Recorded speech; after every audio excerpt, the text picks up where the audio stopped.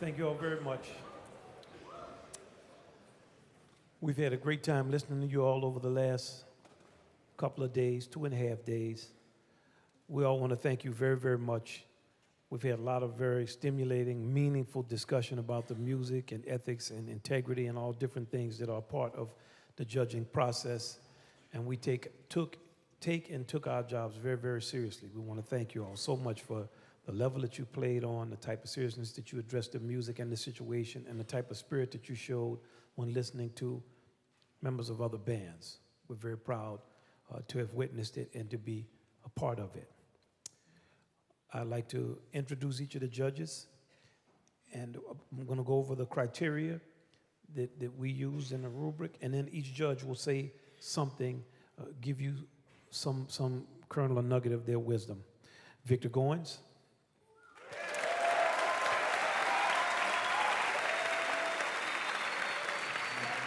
Rich DeRosa. Dave Berger. Ron Carter.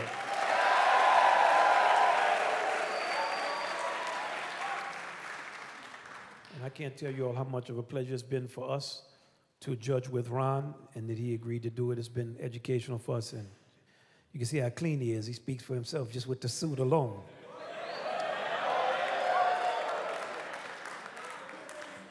These are the criteria we use when judging. One, soulfulness, that's the general feeling, good feeling, and the vibration around the music, more of a spiritual overview. How do you make us feel when we listen to you play?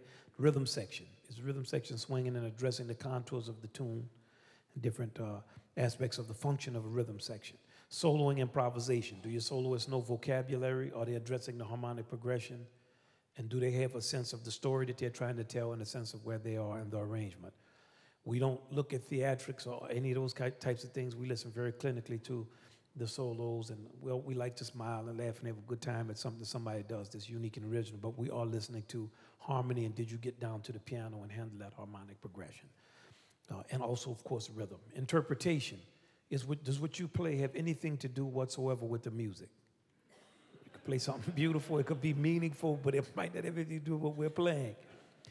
And do you... Basically, if you're taking the time to really check the music out and have a basic understanding of how you want to approach the piece by position and section, and then ultimately by the band, and basic musicianship and technique, just all the things we know about music. Do you play in tune? Do you play in time? Are you coming in together? How's your crescendos and your decrescendos, all the little Italian words? Even though we don't have those on this music, are we dealing with that? So I'm going to start. All of us, I think we want to wish, as we have wished everyone, a happy Mother's Day. Have mercy.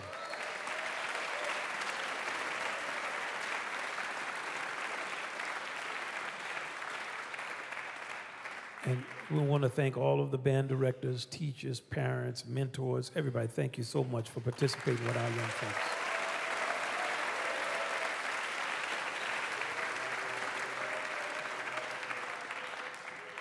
Now I'm going to turn it over to our judges, and each one will have a comment on what it is that they want to impart. Vic, you want to go first? That's a good idea. Hello? Well, you know, I've been judging these for the last 15 years or so, and I have to, in all honesty, say that this is by far the best performances that we've ever had. The level of the bands.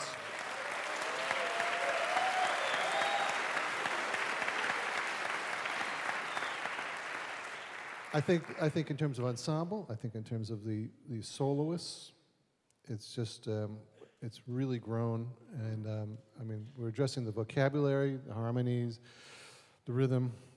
I will say that the one area that really needs work is the rhythm sections. And I felt like the horn sections were far superior, and that the rhythm sections were just not making the contribution that would spark the band and keep it swinging, and with an understanding of, I mean, sometimes, you know, we're reading the parts, and you can play the parts as it is, but to understand the music on the deep level where you can improvise your part to reflect what the band is doing and create your own part. For the most part, we didn't reach that level, and I would direct the directors to work on this, to get the piano, bass, guitar, drums to really be helping the band. What's that statement that I think Buddy Rich said it, that a good drummer can make a bad band sound great, and that's. I just wasn't feeling enough of that this year. I would like more of that. I think that some of the bands, the ensemble was stronger than the soloists, and some of the soloists were stronger than the ensemble. This is an aesthetic issue that we grapple with as judges. Who do we reward more? But I think that every band had some good soloists, and that was really good to see. Because in the past we've had bands that had no soloists at all. We don't have to deal with that anymore. We've reached a level now where the bands are really playing jazz, and that makes me feel really good. And I think that Ellington's music was addressed. I sometimes felt that some of the when the bands deviated from the arrangement, sometimes that worked and sometimes it didn't work. And I think you should give a lot of thought to the transitions of how we get from the new material back into the chart, and does that new material really fit? Does it really add to the arrangement?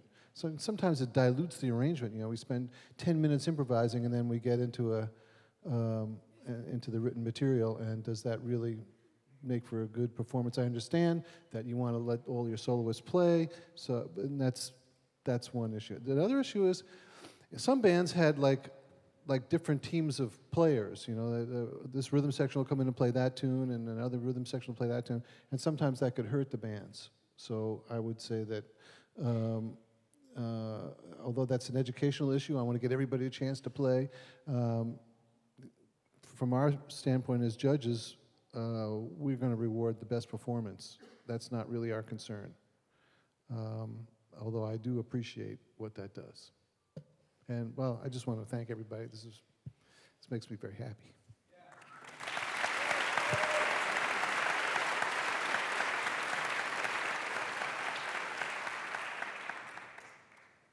Being the first time I was able to listen to all of the bands, I was really amazed by how well everyone played across the board. I want to say that. Usually I get to deal with a band that I'm mentoring, or 2 or 3 that I get to hear along the way, but everybody played at such a high level. It's important that we deal with things that are very specific. So one thing I would say, as instrumentalists, it's important that we deal with our sound, because before someone can hear our message, they hear our voice. So everyone needs to deal with their voice across the board, because some of the distinguishing things on different songs was the tone quality between specific instruments, be it saxophone, trumpet, or trombone. So it's important that we try to raise the level of that some. I think it was really, really good, to be honest with you, but we're talking about that next level of something. Not enough, but the best, to try to get to that. And being a saxophone player on the panel, I really want to talk to my saxophonists about being specialists on both instruments that they have to be confronted with, be it the clarinet and the saxophone. I really don't embrace the word doubler, because that suggests that one instrument has to suffer. So if you're going to play both of them, you have to study both of them like they're a primary instrument. You have to put in the time. There's no way to be a good clarinet player and a good saxophone player unless you pick them both up and practice them and send them side by side on the stand and deal with them just like you would deal with them on the bandstand. It's the role that we play in the big band. Trumpeters don't have to necessarily do it unless they pick up flugelhorn with a mouthpiece, Trombone players don't do it. Bassists don't do it. Pianists don't do it. But in the world of doing what we do, it's important, because as an educator, also at a university, parents come in and say all the time, how can my son or daughter make a living? Well, one thing is to be proficient at what you do, be better than somebody else, and be able to put yourself in a situation that's unique. And all of this is bringing you to that particular place, because you're networking with people who are very important inside of what you do, and gives you a chance to figure out who you're competing against. Because these are the people you're competing against, and you need to know that. So saxophone players, get with some teachers. Not somebody who can just teach you about quote unquote jazz, somebody who's going to teach you about the instrument. That goes for my brass players too, so you don't hurt yourself in terms of incorrect embouchures and all of that kind of stuff. My percussionists, my piano players, you don't get tendonitis. Know your instrument, then you can make a decision about the music you want to play. I'm talking about genres of music at that point.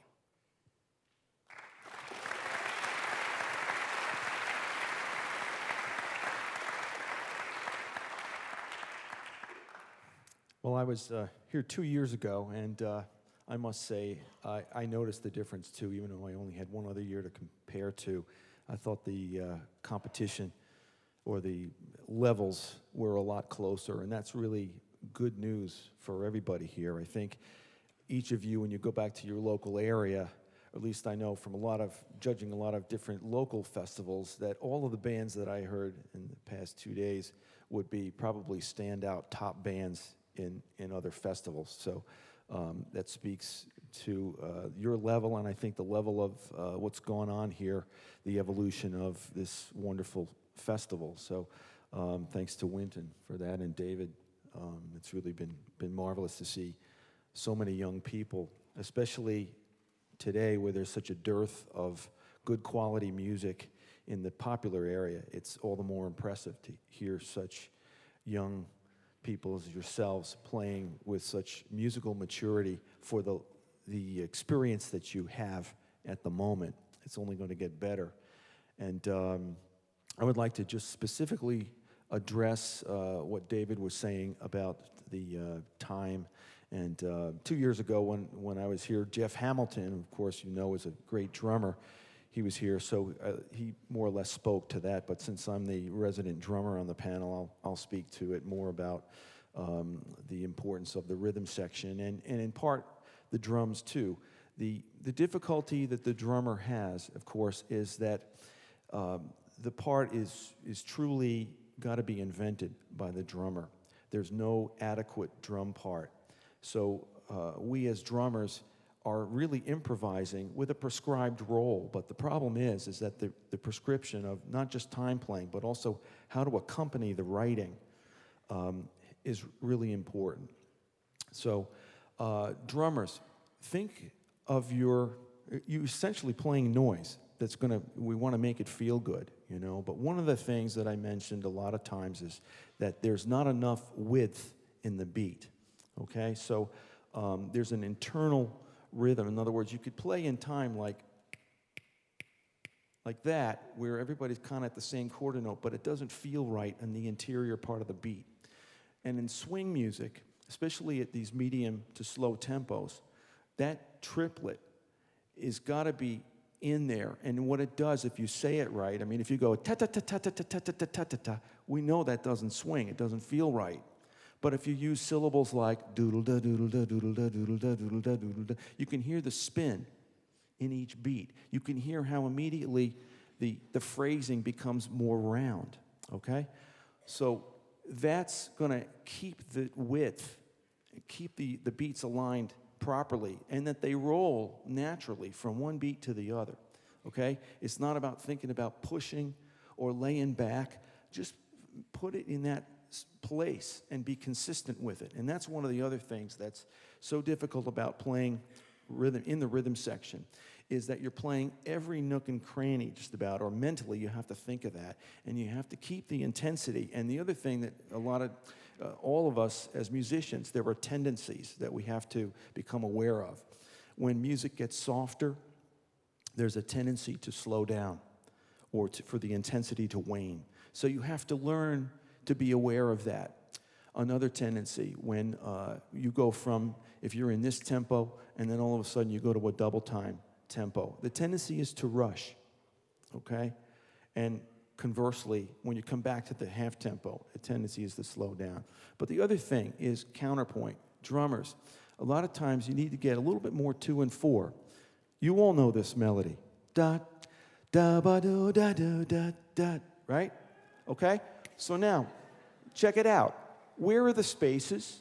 Da, da, ba, da, da, da, da, da, da, da, ba, do, da, do, da, da. See?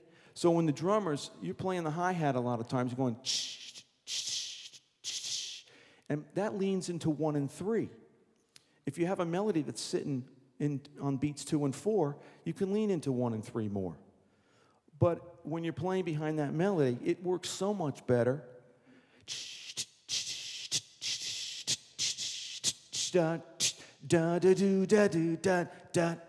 See? Think about where the holes are in the writing, drummers, and then fill those holes musically, okay?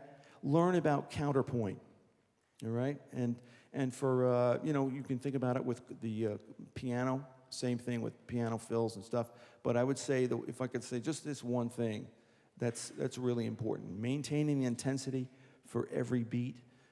Be aware of tempo changes. Be aware of dynamic changes and all of these tendencies. And this is part of getting, greater wisdom and experience. You're on your way. Really, congratulations. And these are just some small points for you to think about, okay?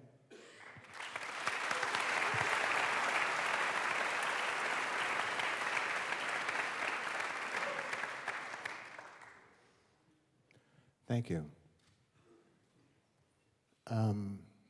It's nice to be here, and thanks for the invitation to come by and listen to Wynton and meet everybody who I haven't seen in a long time, Victor.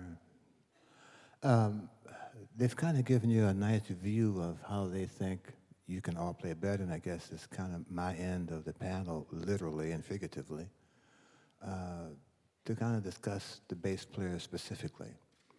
And when I say these comments, they're not personal in that, don't call my house tomorrow. And to the band directors who these comments are also directed to, if you were to email me, I would tell you the same things through email. Since I'm already here and I've heard the bass players in your bands, don't do that for a moment. I make my paragraph match your click, and that's not nice. Bass players, it seems to me, and I've been teaching 3 times all of your ages. I've been playing bass 3.5 times your ages, so I'm speaking from a kind of an old man's voice of experience. But somehow bass players are the last musicians in the band to take lessons. Check that out. One of the oldest bass player jokes I share with you that brings a tear to my eye whenever I hear it is that this father and his son decide that the son wants to play bass.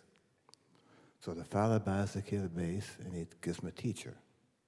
So he goes to school for the first lesson. He comes home the first week, he had a half-hour lesson. Father says, well, today, what did you learn today?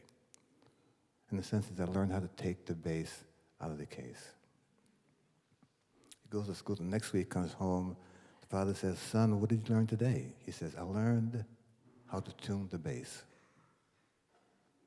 The third week, he goes to the lesson and doesn't come home till it's dark outside. So he finally gets home, the father says, son, where did you go today? He said, Dad, I had a gig.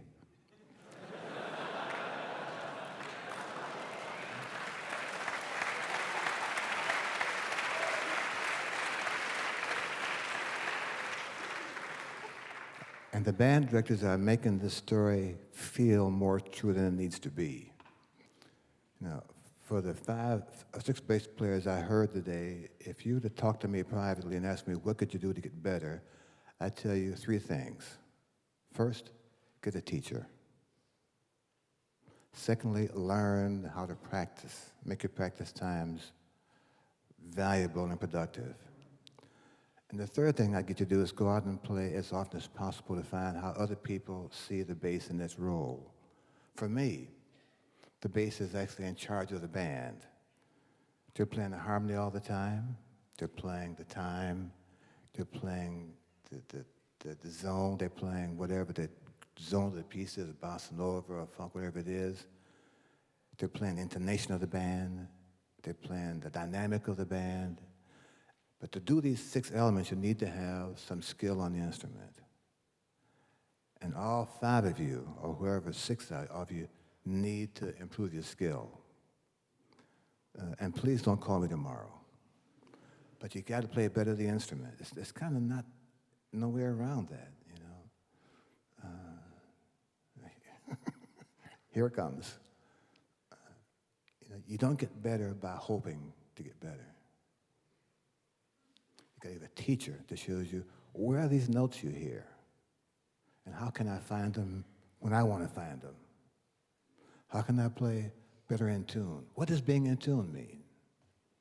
What kind of sound do I have? Do I have a kind of sound that when I wake up tomorrow morning, I will say, I like that sound? Will I like the same sound next week? What kind of strings do I use? Are these the best strings for the bass? What kind of pickup do I have? Is the best pickup I have?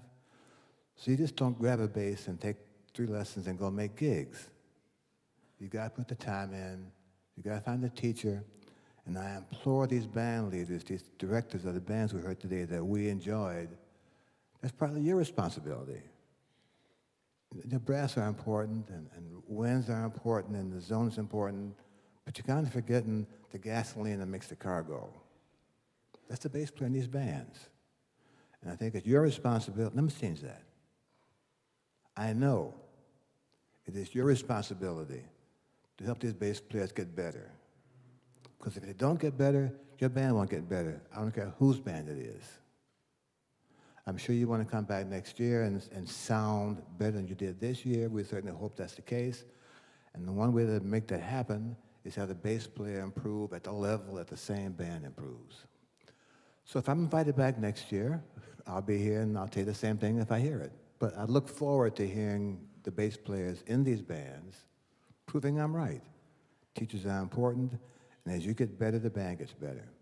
Thank you, and I hope to see you before next Mother's Day.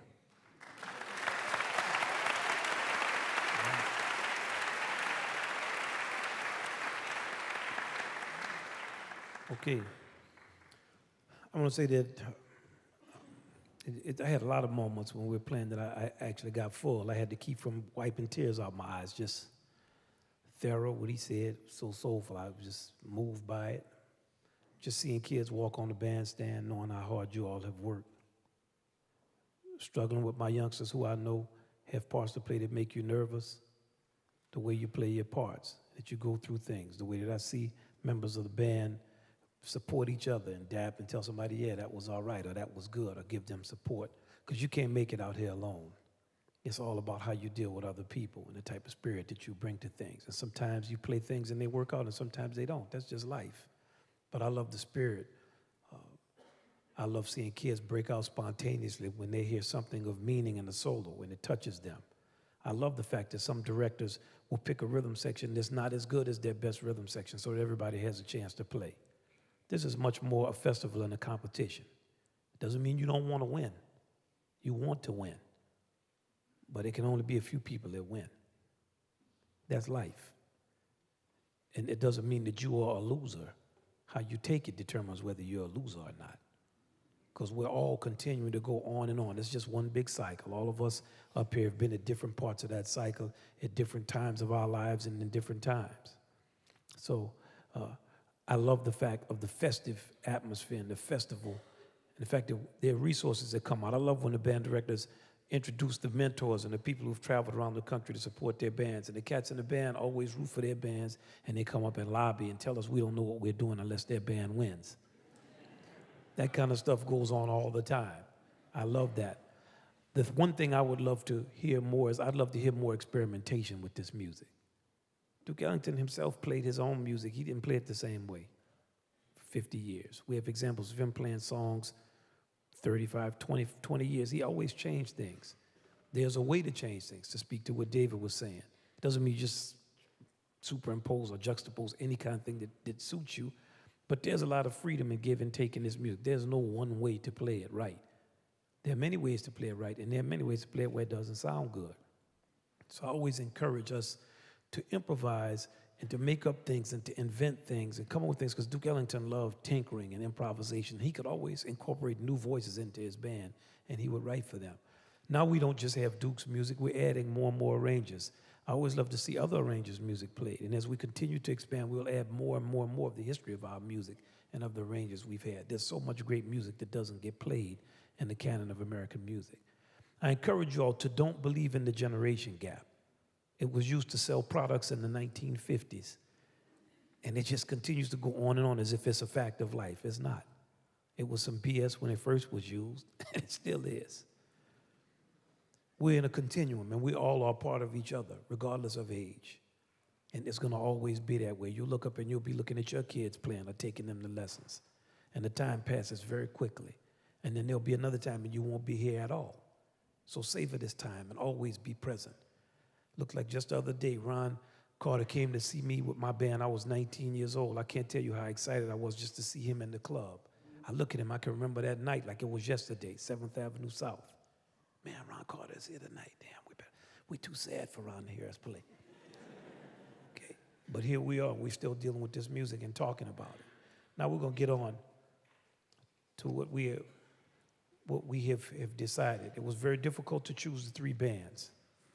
We went to the videotape. That's why we were late. We're sitting up listening to bands that we had disputes over. I voted for everybody. These other judges, I don't know. Here the bands are in no particular order. Jazz House Kids. Roosevelt High School. Tucson Jazz Institute. Okay. Now, okay. All right.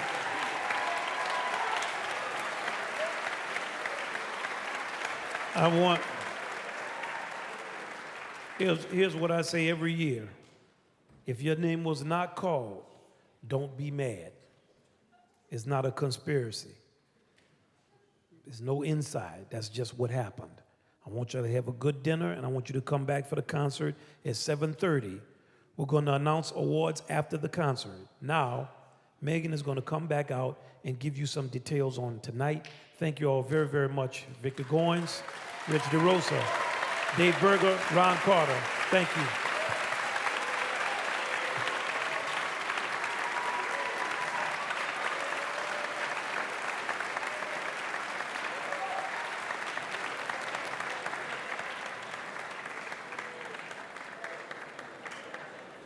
Hi, everybody. I just have a few quick announcements.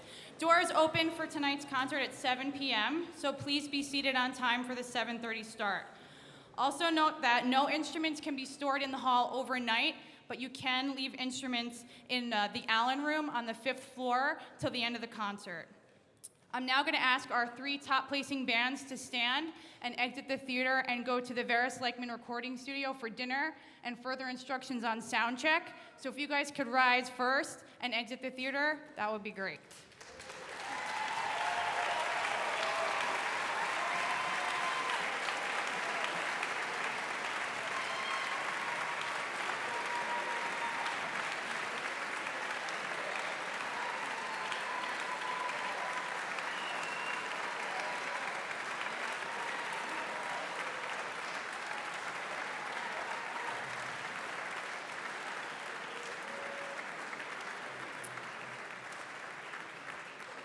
And for everybody else, thank you, and we'll see you back here for the concert at 7:30.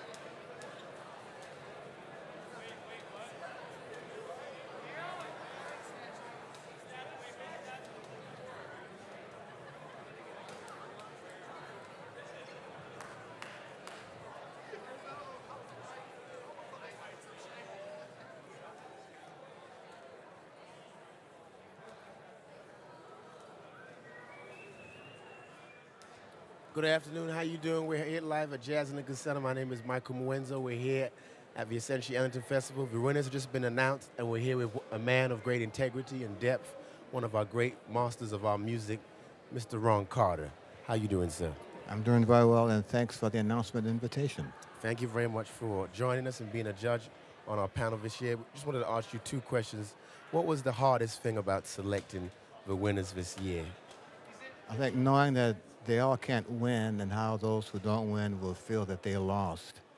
I think we tried to make it clear to those who were not the recipients of the awards that to get here, to meet these new kids, to hear other bands interpret the songs you're playing is worth any kind of prize. Yes, sir. And we hope that their band leaders will not be so concerned and looking for a trophy that they will find other ways to tell these kids that they're winners too. And just one last one. I think I asked you once some years ago if you played with Duke Ellington. I think once in the 60s you played with him. Was that correct? No, you know, I got a phone call when I got to New York in 1959 of August to join the band. Okay. But I just got to New York. Just got to New York. And I just found a studio apartment, me and my wife, and I just unpacked my bag, my boxes from a U-Haul that I lugged from Rochester, New York when I just graduated from school. Mm-hmm. And then I just thought that if I exhale, maybe the gig will still be there. Mm-hmm. Well, I exhaled and it wasn't there. What are the lessons we can learn about Duke Ellington's music as a man and how he was as an artist and what he believed about the music and American culture? He's one of the few composers, I think, whose music can be played in any genre, any kind of interpretation, and still have validity. I think that's critical to make your music available across the board, across these lines that people have for different segments of music, different kinds of music. What I think he has brought to the music world is a sense of a paragraph that reads good in anyone's language, and that's perfect for me. Beautiful.